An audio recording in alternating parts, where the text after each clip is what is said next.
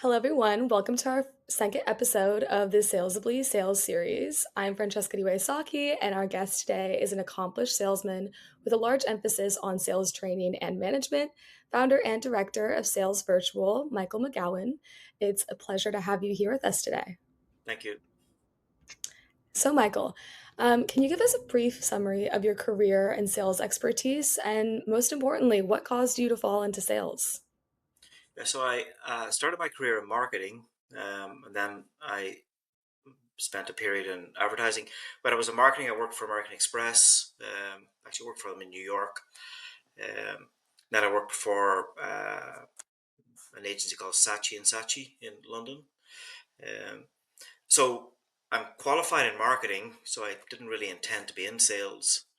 But I then joined a business services company in marketing, but I was there I began to move into sales.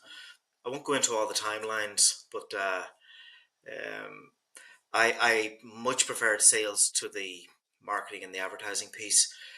It gave me good foundations, particularly in communications and things you need for sales, like positioning, value propositions. Those sort of ideas are normal in those areas.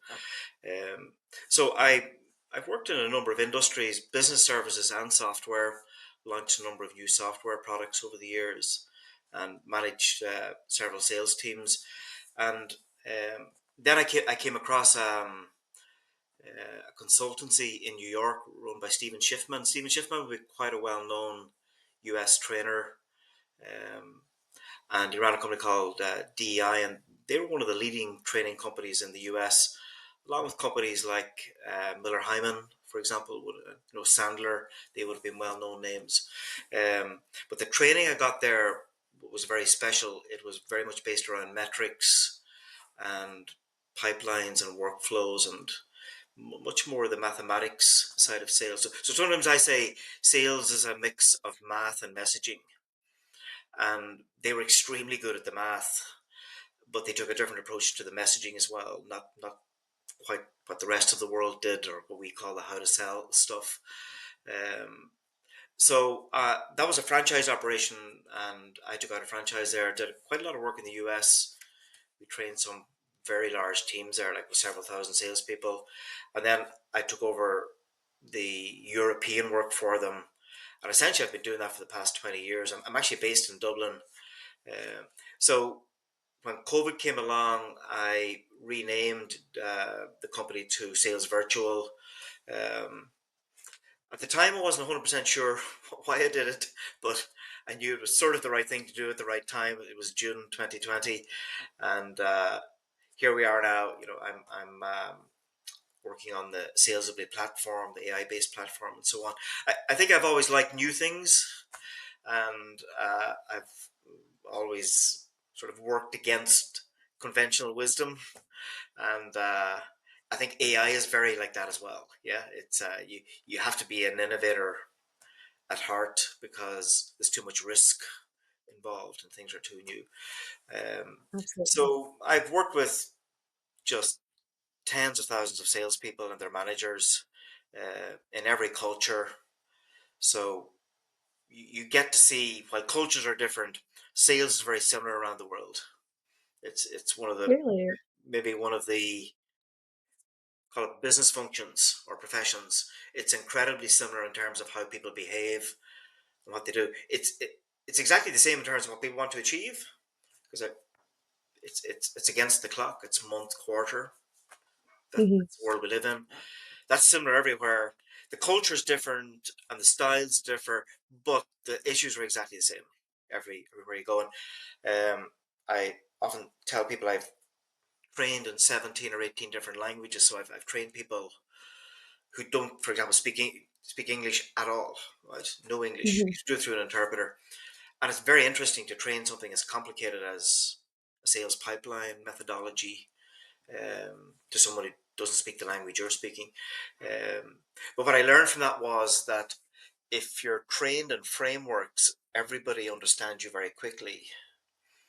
In other words, wasn't it wasn't the words that were understanding; it was the fact that you're using a framework. Whereas if you tried to teach someone what to say on a call, that'd be impossible. if that Oh, makes sense. absolutely. And there'd be an argument or a debate about it, or someone say you couldn't say that here. Of course, you couldn't. If you walk down the road, you can't say the same thing as you say up the road. Yeah, so that's the nature of it. Yeah. But frameworks, once you talk through a framework like a pipeline forecasting methodology, if it's clear, if it's good, people get it immediately and they see the value in it. So I was always fascinating to do that type of work, whether it was the Mandarin, French, it didn't really matter. Yeah. And the reason I tell that Absolutely. story is that there's not enough framework thinking in sales. There's too much. Everything is different, Mhm. and it's a poor philosophy. Everything actually isn't that different. Everybody is different in the same way, and everybody is the same in a slightly different way. Yeah, is actually what happens in sales. Because if everything is so different, you could never frame anything. You could never solve any problem. It would be utterly impossible. So there's a lot of myths around sales that every single deal is different and so on. It's not actually. There's a framework to sales, and if you follow it, you know, and do the work, and you know what you're doing, you'll get the results. And if you don't, you won't. It's sort of, Wonderfully put. yeah. Wonderfully put. And kind of looking into that in terms of your sales experience, especially in the beginning of your career, did you have any times and experiences in industries where you all of a sudden saw that framework come to fruition and see the connection across deals that you didn't think was there? Well, when I started out selling, I didn't have a framework because, as I say, in those days, you just sort of fell into sales. You stumbled on it, and most salespeople will say that too. I fell into sales. Yeah, it was like falling off a cliff, and you just landed on sales as it happened. Mhm. And then people figure stuff out, but there always there's a sort of a fork in the road. Some people figure out what everybody else has figured out, and some people figured out what works. Yeah, hard thing is figuring out what works. Yeah, Yeah. and what I discovered very early on works is if you get your activity wrong, whatever form that takes, you're on a loser. Yeah, yeah, because sales is maths and messaging, so you have to get your activity right, and then you work on your skills. So we used to have a little formula. Um, like a really crude formula at the start before things got more sophisticated. And we call it the A by E formula, which is activity by effectiveness. Um, Really simple, but we used to draw it as an A and an E literally. And you had a big A and a Mhm. small e, which meant starting off, focus on activity, talk to enough people, make lots of mistakes, and get enough sales. That would be considered transactional, almost the amateur version of sales. The other Mhm. extreme is you have a small a but a large E, big on effectiveness. So that's like the salesperson who says, I close every deal. Give me a deal, I'm a closer. Yeah. Gotcha. A bit Wall Streetish, yeah, type of approach. In reality, it's like all math and probability. It's what lies in the middle of having the right mix of activity and effectiveness. But a huge mistake Mhm. that's made in sales is people think they can become effective without putting in the groundwork. You have to put in the groundwork. It's like a famous singer. You think they became famous overnight. No, they've done their hours. Yeah, you have to have done your hours somewhere. Yeah, and that's what I did. I was good at doing the basic hours. I was never afraid of doing the basic work. And I think that culture has changed in sales. I think everyone wants to be a superhero quickly, or at least if you read the stuff on LinkedIn, that's what it sounds like. Mhm. But you got to put in the graft in sales, otherwise you don't know your trade. You sort of you haven't performed in 100 pubs. You're not going to survive the stage, sort of thing. Yeah, you're going to be eaten Mhm. alive. And even with technology, I don't think you can get away from that process of just putting in the hours. What happened later on was I came across the frameworks and the processes that suddenly simplified things for me and said, if I'd known this when I was younger or newer to sales, it would have saved me a lot of time. So one of my really big learnings in sales, it was so obvious when I look back at it, but um, the what happens to a lot of salespeople is they do a lot of activity, but nothing happens. It's almost like they're just working and working. And one of the reasons is they mistake the sound of what they're doing for what they're actually achieving. And the system I was eventually trained in is it's called date-driven selling. In other words, your job in sales is not so much to get orders; it's actually to secure dates. It's just it's to get into other people's calendars. Is actually what you want to do in sales, and that has not changed. Yeah, the methods may have changed. Yeah, but that was really a breakthrough for me. Was once you change that focus, suddenly you started getting into more people's calendars. And the reason you get into people's calendars is very simple. You have to have something of value to say to them. It's not that you're good at sales technique. Actually, I'm not a big fan of sales technique generally. I don't like a lot of it. I think it ruins a lot of salespeople. It's actually learning to be valuable to people is the breakthrough moment. And when you're valuable to them, they want to put you in their calendar. And if you can get calendar dates, you're going to make sales. Unless what you're selling is of absolutely no value to people. Um, so that discipline was probably the big number one discipline that I came across, and it's easier said than done, Francesca. It's when you hold up that yourself to that standard, you will find it very hard to stick with it. You've actually got to be very good, is what I'm saying. Yeah, and you've got to Oh, learn how to absolutely. be good, and it never ends. It's every week, it's every day, um, and you have to be better this year than last year. You never arrive in sales, and it is a big issue in sales where I think salespeople believe a salesperson believes very quickly there's nothing new to learn. They've sort of arrived because winning deals does that to you. So winning deals ruins you. It makes you feel too comfortable, whereas you need to be much more conscious of your losing. So I would say to people during training sessions, for example, your win rate is too high. They say, "Oh, Wow. it's 70% or something." That's not a real win rate, right? That's an order Hmm. taking win rate, right? You're taking orders because that is not a natural win rate in sales. Yeah, Okay. there's absolutely no way. Yeah, yeah. Now, Yeah. someone might have got three deals and closed two of them, or four deals and closed three of them. That can happen to you, but Hmm. that doesn't happen to you over time. There's no normal curve in the world follows that. So we're very naive about sales at times, about this obsession with win rates. I used to call them ego rates. You know, Hmm. my ego rate is 85%. You know, if you get a 50% close rate on new business development, that's an extraordinary achievement. But yet lots of people say that's not very good. It's not, it's just 50%. Say, yeah, but this was from zero, from nothing. I think those fundamental lessons are really important in sales. Otherwise, you get the idea that this could be easy. And it's not easy. The problem is, if that gets you at around mid career, you might find it hard to get the next job. And sales careers are ending sooner, by the way. Yeah. They're ending much sooner Really? than they used to, yes. I should have mentioned that as well. I did have a recruitment company for 7 years, sales recruitment company as well, separately. And I can absolutely tell you um, the average sales career is ending. I think it's ending about 10 years sooner than it used to. Yeah. And that has happened roughly in the last 7, 8 years. COVID in particular accelerated that. I could see that. Um, so it's a serious game, sales. It's often associated with personalities and a bit of the heroics and all of that. But I wish it was like that. It's actually not. It's actually a pretty mundane job on an average day, and I sometimes say it's like being in the accident and emergency unit. Hmm. It's just next problem, please. And they're the people who grow businesses, and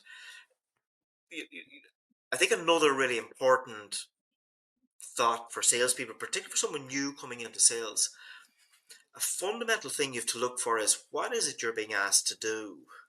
So you say, well, surely it's to sell. It's not. That's a simple answer. There's really two types of selling when you distill it all down. There's selling that involves creating the market, and selling that involves capturing an extreme form of which is order taking. And there are lots of salespeople who are really order takers. They're not really. It's not really a tough sale. Yeah, it's the stuff is going to get purchased from somebody. Yeah, so it's compare apples to apples. But market creation is quite different, and I've worked mainly in market creation jobs. I've mainly trained those sort of roles, and I've mainly worked with companies that are in that sort of business. So they're sometimes starting from very, not bootstrapping from very little. They've got to create the market. They've got to create the demand. Now, you say marketing does that. Marketing provides air cover, but marketing doesn't actually create as much as we wanted to create. In fact, that's a huge mistake. This happened is that we've outsourced market creation solely to marketing, and it's not what Mhm. they're good at. Right? They're good at other things, right? But Mhm. creating those leads is very difficult, and that is a sales role, right? And a lot of leads that are created nowadays aren't leads at all. They're just forms that people fill in. Real salespeople create demand when they talk to people. They create opportunity. Otherwise, you'd never have new companies, yeah, because it's really the sales that drives the company initially. And everybody should ask when they're going into a job: is this market creation or is this a form of order taking? Because if it's market creation, you need different skills. You need quite elite skills actually to do that well. And I've learned the crucial skill is you've got to be valuable to people. So there's an analogy I use. If you work for a brand or a category leader, either actually, but and you get to talk to a buyer evaluates you in a particular way. They think brand first, company second, and salesperson third. Actually, what they're sort of privately saying to themselves, you're representing your brand well because the brand has set the standard. So as my old boss Stephen Schiffman used to say, in that case, try not to screw it up, right? Um, he was a New Yorker, so he spoke that way. Um, if you're not a brand, if you're not a category leader, that flips. The buyer judges the salesperson first, the company second, and the product last. Yeah, so it's a completely different sequence. So essentially, you are the value proposition. So they're buying your ideas. They're buying to an extent, your opinion, your point of view, your angle. I'm not going to say they're buying your personality because I don't believe in sales personalities. I think that they get in the way. Yeah. They buy Mhm. your message. Your message either works or it doesn't. And that's something you learn working with different cultures. Um, if your message works, the culture doesn't matter.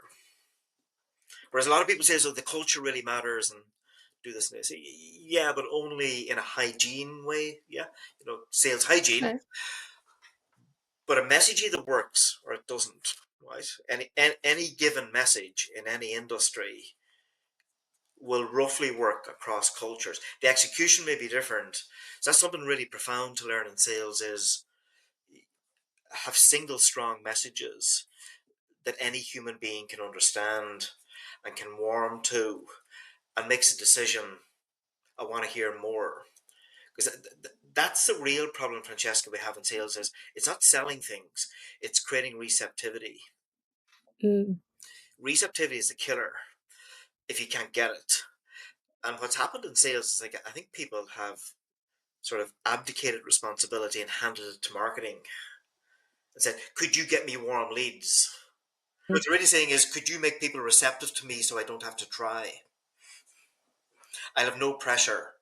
I'll just have to find out what their problem is and sign an order." That has become a sort of a definition of sales. And people say, "Well, I've got to understand their problems and their pain." And so, listen, before you get to understand people's pain, they've got to be receptive to you. Believe me, the pain will come later, and they probably don't have any pain. If they did, they would have contacted you, wouldn't they? Yeah, logically. So I'm not even a fan of the pain school. The PAIN. I'm not particularly a Mhm. fan of it because I think it's people ambulance chasing. if you use that phrase. Yeah, it's like chasing. I need a sick patient, and I can solve their problem, but that's not market creation. That's just comparing apples to apples. Uh, and who do they buy from? The brand. So they do all the comparisons, and then they go, "Yeah, that's really good," and then they go, "Yeah, we'll buy the big brand anyway," which we were going to do from the start. So, if you have a disruptive product and you're up against a brand, you've really got to change people's minds and create a receptivity on the basis of the message, because now they're turning their head because suddenly the message is different and interesting, and just get them thinking a different way. So that's a very elite skill, to be able to bring differentiated value through conversation, not through your product. It's easy to come along and say, "I have an iPhone. Did you ever hear of an iPhone?" Yes, but Yeah. everybody buys iPhones. Yeah, much Yeah. different to come along and say, "I have a different message." Yeah, and try and get them to accept the message from someone Mhm. they've never heard of. And remember, most salespeople are selling for companies people have never heard of. If you really want to compare it to the big brands and category leaders and all that, the average salesperson out there today is selling for a nobody company in the branding sense. Uh, Mhm. that's a much tougher job than selling for a big brand. Maybe your target's bigger in the big brand, but when I worked for American Express, I didn't have to explain what I did. Yeah, like they had 10 different product lines, but it didn't Yeah. matter. It's you simply didn't leave home without it. That was the tagline. You won't Yeah. remember. Yeah. So once I had that, my job was not to screw it up. Yeah. My job was to get the contract for travel or whatever it was. But most of us don't live in that world. Most salespeople live in a much more humble world where their message is what needs to cut through. And that's a big part of my philosophy, is the fluency of the salesperson in their own messaging. And that's what moves people. That's that's what moves people to keep talking to you and explore what you do, and then look at the demo and all the other stuff then they do in sales, all the Mhm. demo disco type stuff. Yeah. Which you can read about on LinkedIn. Yes, Yeah. yes.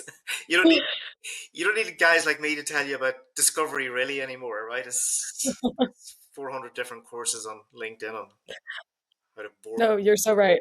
mess with You say nothing. yeah, yeah. It's incredible.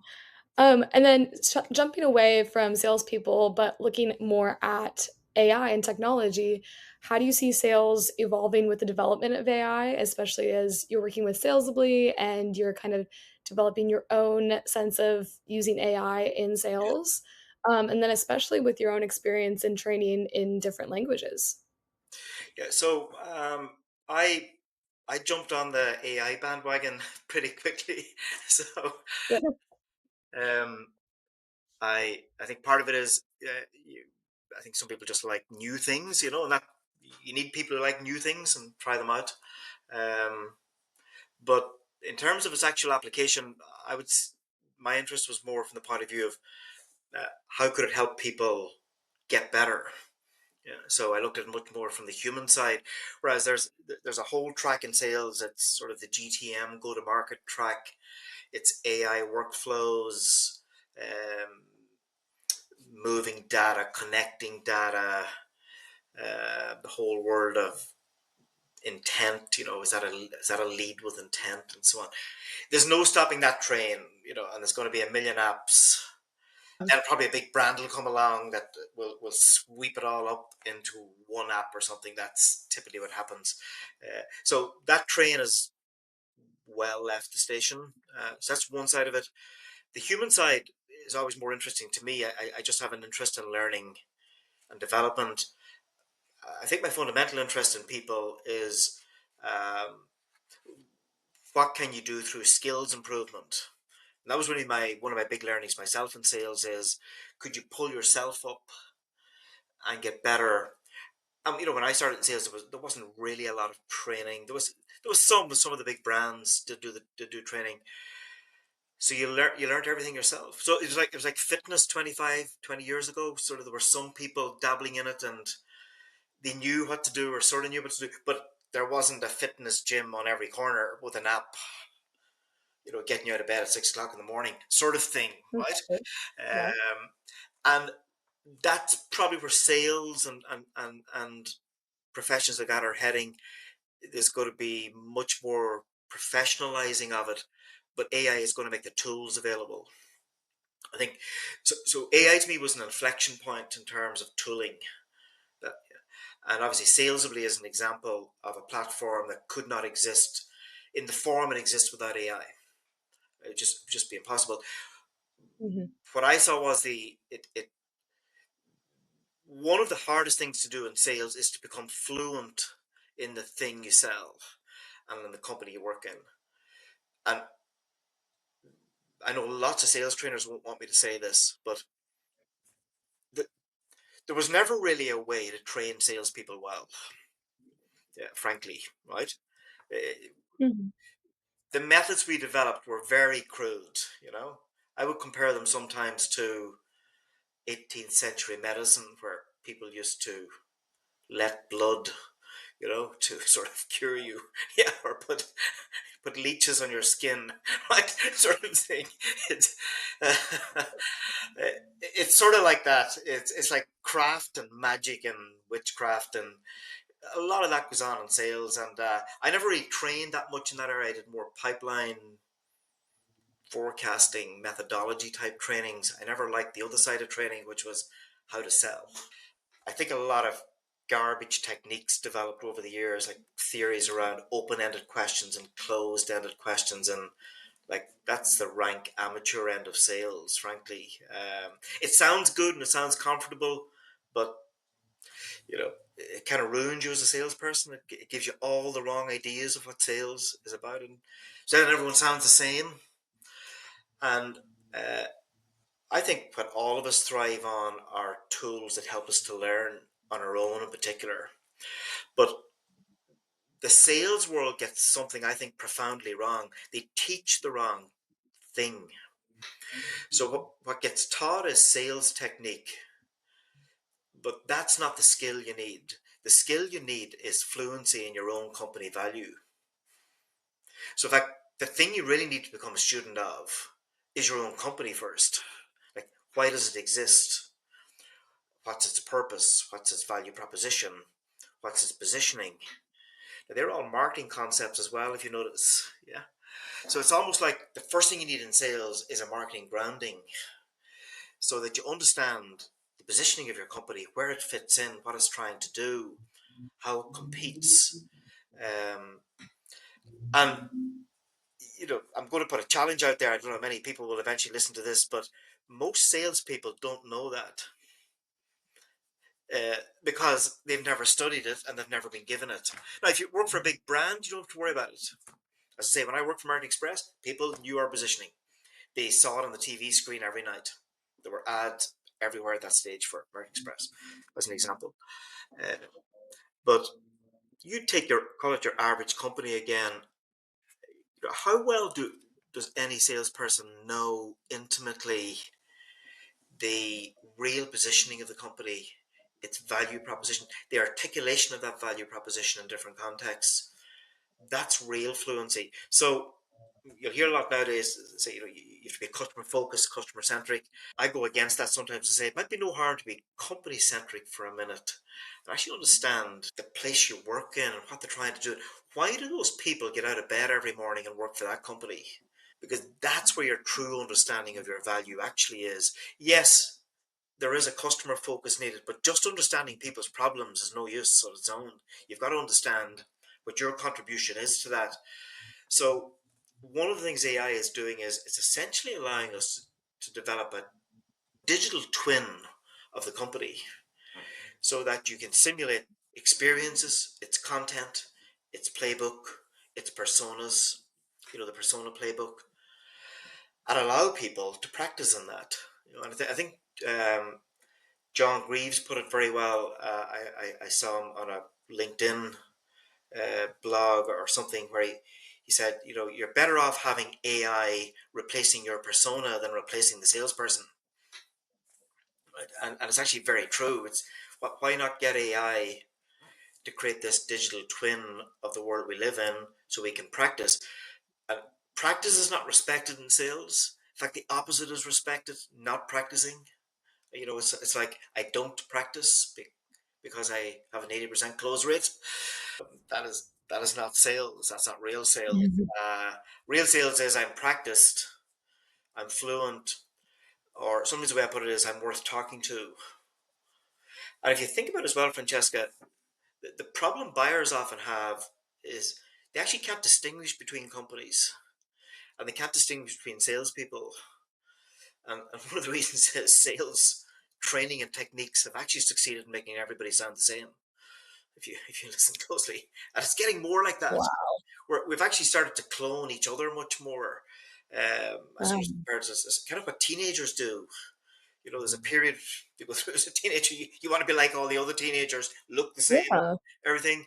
Salespeople have started to do that. They're beginning to all sound the same, use the same disco demo type language, all this. Hmm. The whole point of a sales role is that you're differentiated, and that differentiation reflects the differentiation in your company.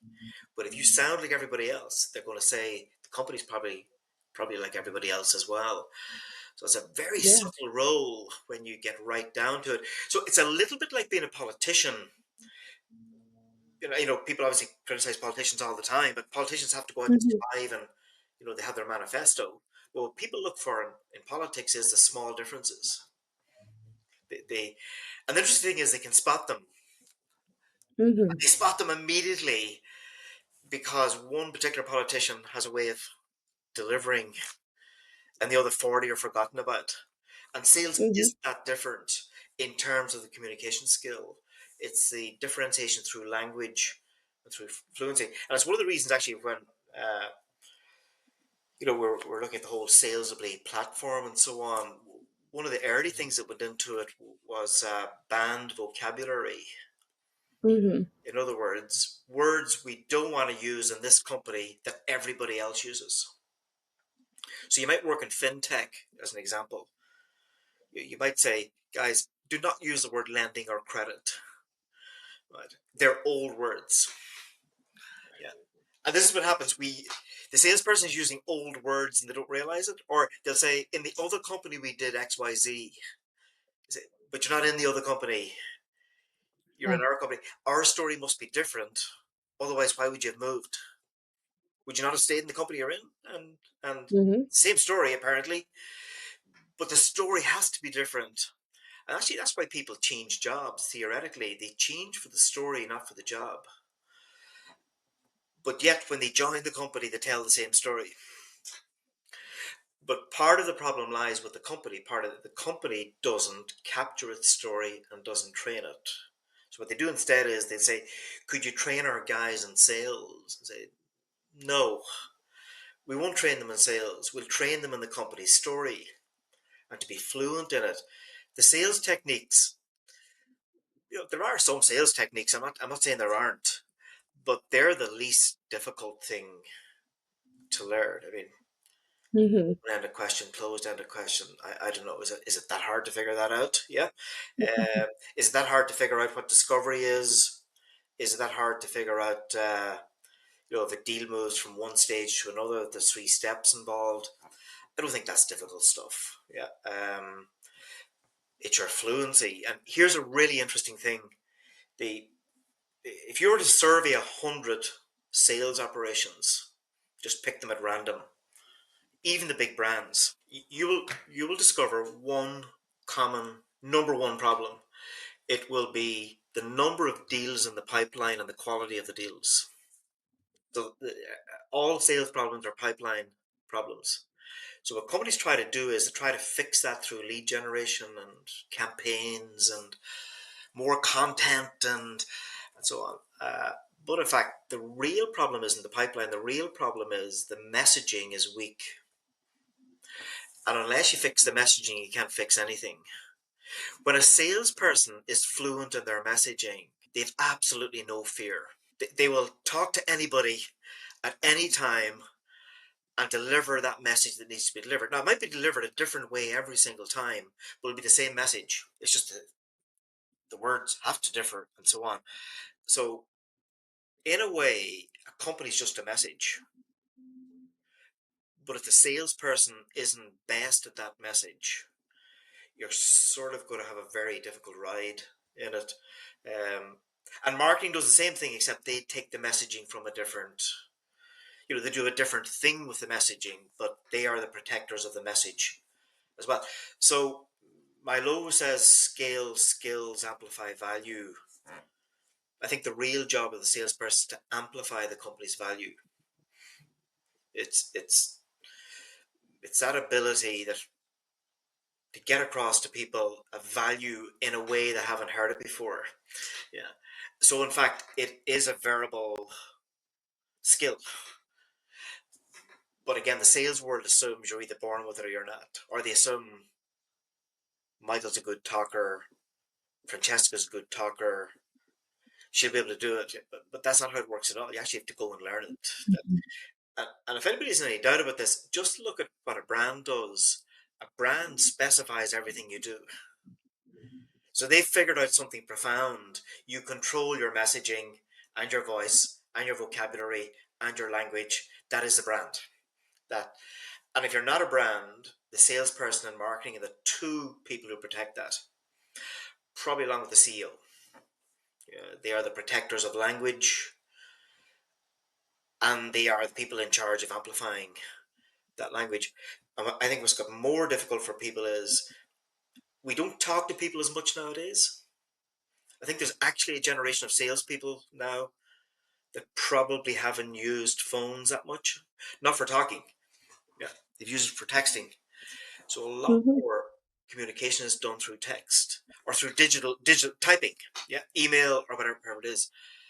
And that's actually a difficult skill to do well. And protect your company's voice and messaging and so on. Whereas over the last 30 years since email became popular, people just fire out emails and not think about it that much. And there's all sorts of theories about emails as well. Um, but in fact, the real secret to an email is being able to express your own value in it. And that's another skill that has to be developed. So what's actually happening is the need for skills is becoming much more obvious. The idea of the salesperson as a personality is dying. It hasn't died yet. I think it'll take another 10, 15 years. Or maybe another pandemic or something. I don't know, something to speed it up.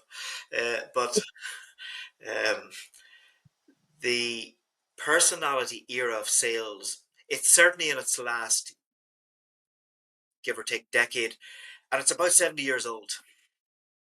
It could even be 100 years old since people started selling brushes door to door. Was it snake oil? One of those things. Yeah. Um, Now there will be very specific skills. So I think it was about 7 or 8 years ago I wrote a blog. I don't know where the blog is now anymore, but I made a prediction at that stage. This is pre-COVID. Sales teams would get smaller, but much more expert and skilled, and in fact would take a place close to the CEO. Yeah. They would be a commercial entity in the company, and where you needed six salespeople before, two will be plenty now. Where you needed 20 before, five, maybe five, six, yeah, will be plenty. They'll have a much deeper range of skills. It won't be a generalist talking skill.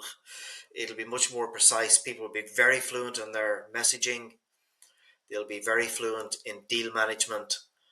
Um, they'll be very fluent in market creation. They'll be very competent in working with marketing. So I think there's a whole new commercial profession that's going to emerge in sales that's going to be much more senior. I don't even know if sales is the right word for it. I like the word sales because somebody needs to take charge of getting revenue in on time, and that's going to be one of the challenges for companies in the digital world is sales was always able, it's even if you were a very crude salesperson, you could get revenue in against the clock if you could get to meet people. the old relationship chat and so on, you would get orders. And one of the traditional rules of sales was not so much to sell, it was to get money in against the clock. It was to beat the clock. If you think about it, sales is the only function in the company that worries about the clock, other than the accountant. So, how do you get enough revenue in every month? And that will remain one of the great challenges for companies. It's all fine to say we'll go totally digital and we'll go all content and all that stuff. But who takes charge of this month's revenue generation? Who takes charge of the quarter? That is not going to go away. And that's going to be sales. Except I don't think it's going to be 20 salespeople. I think you could do it in a quarter of the number with a combination of AI tools and people who are properly trained. But I think it'll be a new generation coming in that will probably adapt more of those approaches. Yeah. I think it's a bit hard to change when you're maybe used to a certain way of doing things, if I put it politely like that. Yeah. Yeah. Fair enough. Well, Michael, thank you so much for your time. I think today you really sold us on the idea of fluency. That was very well communicated across this entire time. But thank you so much for your time. I've had an awesome time listening to you speak. And everyone that's listening can go check out Sales Virtual and Salesably online as well. Okay. Thank you.